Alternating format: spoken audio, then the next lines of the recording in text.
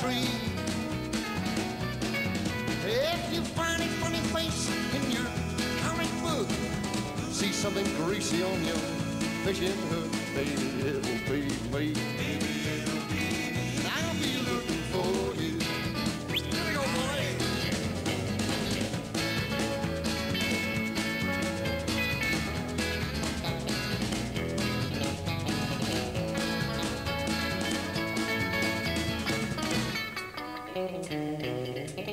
If you see something shooting down across that star, it's finding a rocket ship on its way to Mars, baby, it'll be me. Baby, it'll be me. I'll be looking for you.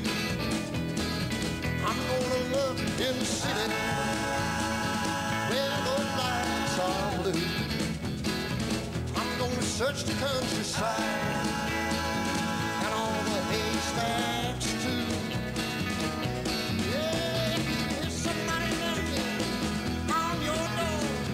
Somebody thrown across your floor, baby, it'll be me. Baby, it'll be me. I'll be looking for you. Oh, baby, it'll be me. It'll be me. I'll be looking for you. Oh, baby, it'll be me, all right, honey. And I'll be looking for you.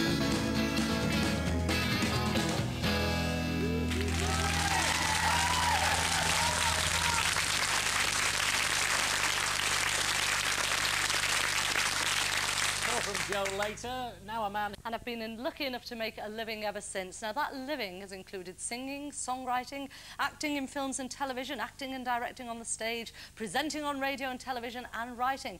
Quite a run of luck, hey? Please welcome Joe Brown.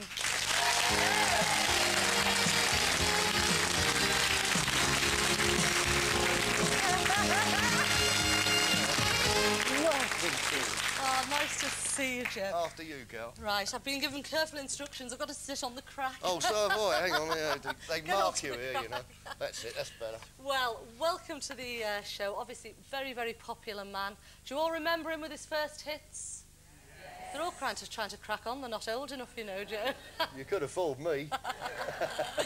Now, we've just seen that clip from Butlins. Now, I bet, as an entertainer like me, you must have done the Butlins circuit. I started at Butlins. Yeah. I was in a group at Butlins. It was the worst group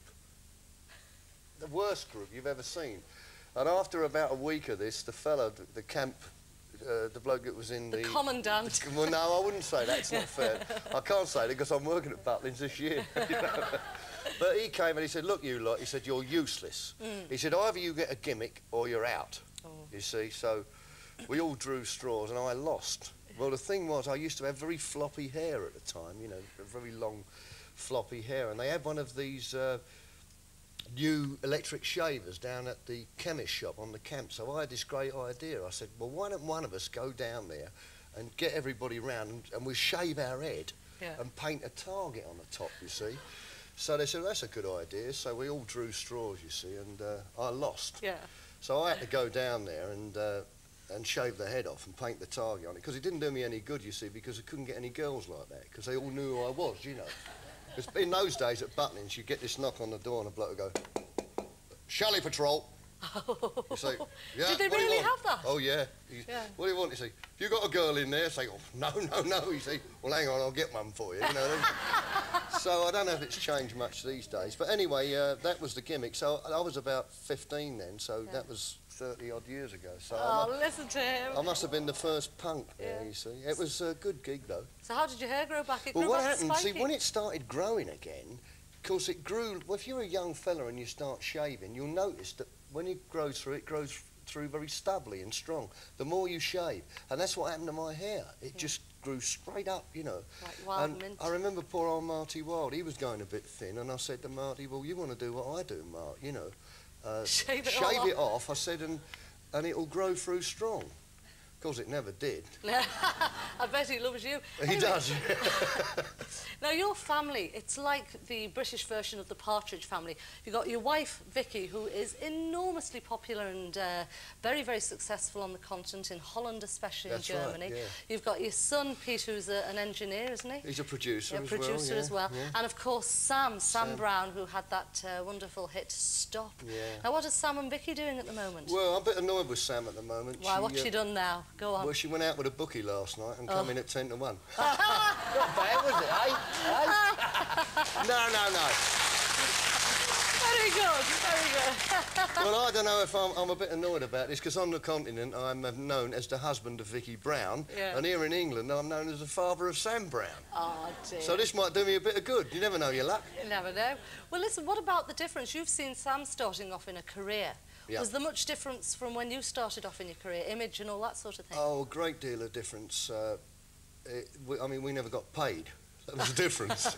The kids today are very shrewd. Yeah. You know, but Sam's been a singer since she was 14 because my wife Vicky was a session singer, you know. Yeah. She did all the sessions, and Sam used to go along to the sessions when she was 14 years old. So she's come up singing as a musician as opposed to an image artist, you see. So it's always been in her blood, I think. She's got a terrific voice. Oh, she's as well. great. What she's range has she got? About 3 octaves at least? I don't know. It's when you're that young, you just go for what you can get. That's you know? right, yeah. It's only when you get older you think, well, I'm not going for that. I might have an accident.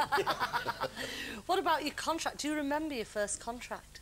Yeah, I do, actually. I think we've got a picture I know of it. you've got a picture. Here we yeah, are. I know. There's a picture of Joe waving his very first contract. It's a big contract, that, isn't it? Yeah, I've got to tell you, it might be a big contract, but the print was very, very small. You were signed up with the man who was known as Parnes, Shillings and Pence, Larry Parnes. Yeah, For anyone that doesn't know him, he was so tight, he was unbelievable. But Well, he was so all right. good as well. I don't regret it, though. No. You see, I mean, when I first started in the business, my contract, that contract, Yeah, that particular one. I was getting £15 a week, and I Yeah. was working every night of the week. But he did pay the expenses, and he did get us a flat and pay that. The only problem with that was because you were totally beholden to Larry Parnes, and you couldn't do anything else. You couldn't be a naughty boy or anything, or she was out, you know. But I don't regret a minute of it, because it was a real good apprenticeship. He said he'd pay off your bike, the HP instalments, Yeah, didn't and he? he never did. I mean, that's the only reason I signed with him. I was a big rocker, you see, all in the black leather, and I had this crash helmet with a skull and crossbones on the side. And I went down there, and he said, would you like to sign a contract? And I said, I'll do a deal with you. I said, if you carry on the payments on my motorbike, I'll sign anything. Right. And I did, and I had the bike another 2 years. I don't know how he managed to put them off for 2 years, but eventually I gave it to a bloke who sold it, and the day he sold it, the HP company come and got it back. Tell us about Nashville, because you are actually over there. You've been over there and you're going back. How do the people in Nashville, the sort of home of country music, how do they react to an East End Well, Cockney? I was really surprised because, I mean, I've never had a record release in America at all. And I was meeting great musicians over there, and they all knew who I was. I couldn't believe that they knew it. There was a young guy, about 18 years old, in this rockabilly band, and called the Planet Rockers, who incidentally are touring England at the moment. If you get a chance to see them, they're a real good band. And they knew who I was. They knew I'd play guitar for Johnny Cash and Eddie Cochran and Gene Vincent. They knew all about it, and I felt like a star out there. You know, they made me feel really good. And I didn't think anybody knew me out there. And so you're quite well known. That's nice to know. Well, it was great for me, especially as it was from musicians, you know, because... But the great thing about Nashville, the reason I keep going back to Nashville, is because the musical attitude over there is totally different than it is over here. But do they tend to take you a bit more seriously? Here, I suppose they No. all want you singing I'm Henry VIII, I am. Yes, well, that's true. Well, it's another reason I go, because although I love all those songs, you do get a bit fed up with singing them every night when you've done them for 30 years. Of course. And over there, of course, I can go and sit in a pub or a bar and get my guitar out and play with the boys there, and they don't know who I am, so there's no problem. Well, when did you very first get interested in doing the country side of things? Well, my first thing I ever recorded when I was about 17 years old was a thing called People Gotta Talk, which was a country and western ballad. And of course Picture of You was a country song, and so was That's What Love Will Do. And over the years I've done quite a few sort of country things, but I think people mainly know me for the Henry VIII and the Cockney stuff, really, you know. Are you going to give us a quick burst on the old mandolin? Go on, here we go. What do you want to hear? I mean... I'll Well, play you. what's I'll that? tell you, I'll play you an Irish jig. Well, I was going to say, it's nice to hear something off you from Nashville, but you really need the band for that, don't you? Yeah, well, are you ready, lads? Go on, Well, no, give us a quick it's burst.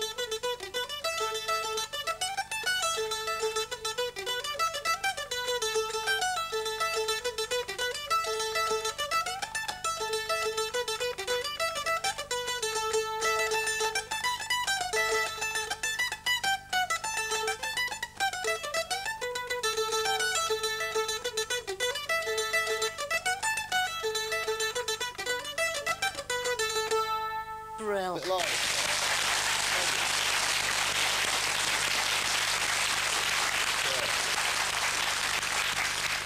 It's a lovely mandolin. That's quite an oldie, isn't Do it? you know where I got this? Go on. I bought this, begged it actually, off of Chas McDevitt. Remember Chas Yeah. McDevitt? Freight train, that Going guy. so yeah. fast. Now he's sorry he sold it to me. This is a good mandolin, actually. Actually, that's the point. You say freight train, Nashville, and all that sort of music. They're very interested in working on the railroad. That's the sound of the men and all Oh that. well, chain actually, gang. I was on the You were on it, weren't you? railway. I was a fireman on the steam trains, and I mean, I was in the skiffle group. Now listen, we've been delving into your background. Here's a picture of you. It could be anyone, if you pardon the pun, picture of you. But there you are. What are you doing there? You look like you're trying to end it all. I'm putting the water in the engine. Yeah. What was it like working on the railroad? I loved it. It was a great job. But of course, when the diesels come in, I didn't like that. You know. I like the old steam engines. You see, the great thing, being in the skiffle group, all the songs were about firemen. That's right. You So know, Casey Jones and yeah. Wreck of the Old 97. Well, what are you doing next? What's your next bit? Are you off to Nashville again? Yeah, I'm going to go back there because I was out there for a month and I've got a bit of business to do. The writing, I was writing out there, you know. Yeah. Writing with a guy called Paul Kennelly, who's an Englishman. Oh. And he's a smashing bloke. Are you going to get the rest of the family into it in Nashville? Well, into they're not country? really into country music. Sam at the moment come over the house the other day and played me a song which she's just written. She's writing all her own stuff for the new album, and it was absolutely brilliant. Well, let's hope that we hear it on your new album. I hope so so. will you give us one last song with the band over there? Yeah, we'll do a little country thing for you this time. Okay, All right. lovely. Well, okay, thanks very I'll much. see He's you all going to later, make his all way. right? He's going to make his way over there.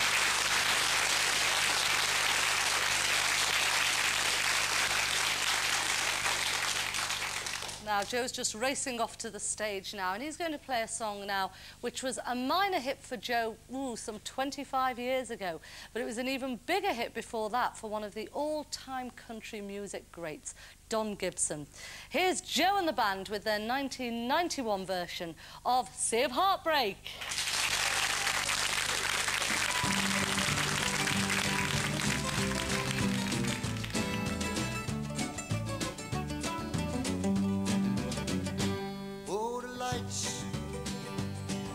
Harbor, they don't shine for me. I'm like a lost ship adrift on the sea of heartbreak. Lost love and loneliness, memories of your caress, so divine. I wish you were mine again, my dear. I'm on a sea of tears, sea of heartbreak.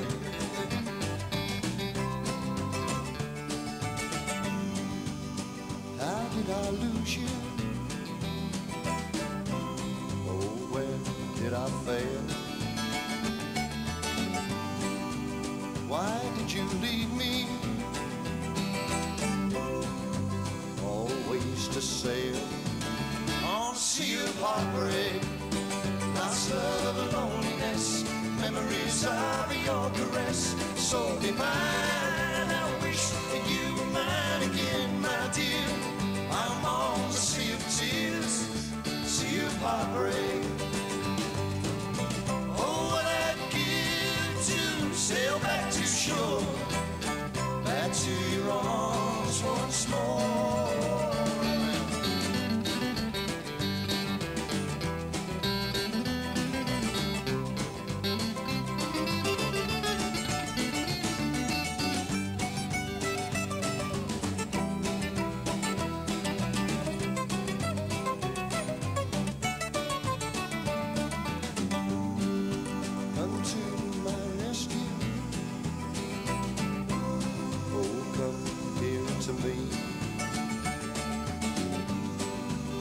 Take me and keep me sea. Oh, the sea of heartbreak, lost love of loneliness, memories of your caress, so divine. I wish you were mine again, my dear. I'm on the sea of tears, sea of heartbreak, lost love of loneliness, memories of your caress, so divine. I wish you were mine again, my dear. I'm on the sea of tears, sea of heartbreak. I'm on the sea of heartbreak, this sea of heartbreak.